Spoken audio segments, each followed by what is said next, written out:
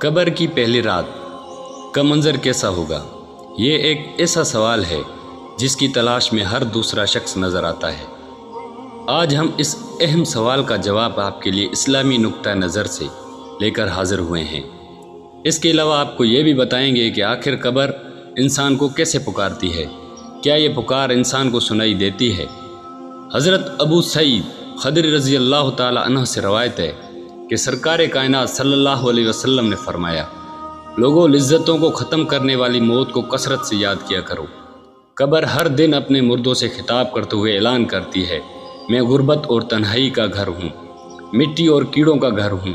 جب مومن کو دفن کیا جاتا ہے تو قبر اس مرحبا کہتی ہے، خوشخبری سناتی ہے کہ میری پشت پر چلنے والوں میں تو بڑا محبوب تھا، آج میں تیری ہو گئی اور تو میری طرف آ گیا، تو اب میرے احسان کو دیکھ لے گا۔ یہ کہہ کر قبر تا حد نگاہ کشادہ ہو جاتی ہے اور جنت کا دروازہ اس کے لیے کھول دیا جاتا ہے، جہاں سے اس کو جنت کی تازہ ہوا آتی ہے۔ حضرت ابو ہریرہ رضی اللہ تعالی عنہ کا بیان ہے کہ رسول اللہ صلی اللہ علیہ وسلم ایک جنازے میں شریک ہوئے، پھر فرمایا میں بھی آپ صلی اللہ علیہ وسلم کے ہمراہ تھا۔ آپ صلی اللہ علیہ وسلم ایک قبر کے پاس بیٹھ گئے اور فرمائے، یہ قبر ہر دن بآواز بلند کہتی ہے، اے آدم کی اولاد، تو کیوں مجھے بھول گیا؟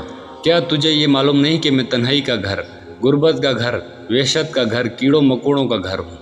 میں بہت تنگ گھر ہوں، مگر اللہ جس کے لیے کشادگی کا حکم فرمائے گا اس کے لیے کشادہ ہو جاؤں گی۔ اس کے بعد آپ صلی اللہ علیہ وسلم نے فرمایا، اے قبر، تو یا تو جنت کا چمن ہے یا پھر آگ کا ایک تنور۔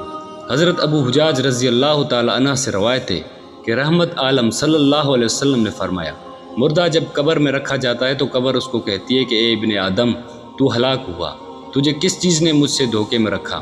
کیا تجھے معلوم نہ تھا کہ میں فتنہ، تاریکی اور کیڑوں مکوڑوں کا گھر ہوں؟ تجھے کس چیز نے مجھ سے بہکا کر نڈر کر دیا اور تو میری پشت پر خوب اکڑ کر چلتا تھا؟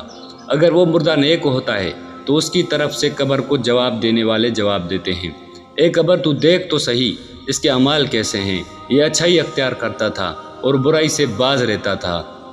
یہ سن کر قبر کہتی ہے کہ بے شک یہ نیک تھا، اب میں اس کے لیے سرزبز ہو جاتی ہوں۔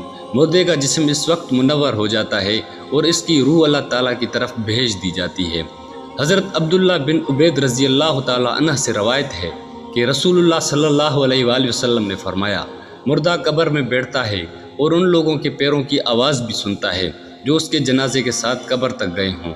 مردے سے اس کی قبر کہتی ہے، ابن آدم، تیری ہلاکت ہو، تو نے میری تنگی، بدبو اور کیڑے مکوڑوں کا خوف نہیں کیا، اسی لیے تو نے ان چیزوں سے بچنے کے لیے تیاری نہیں کی۔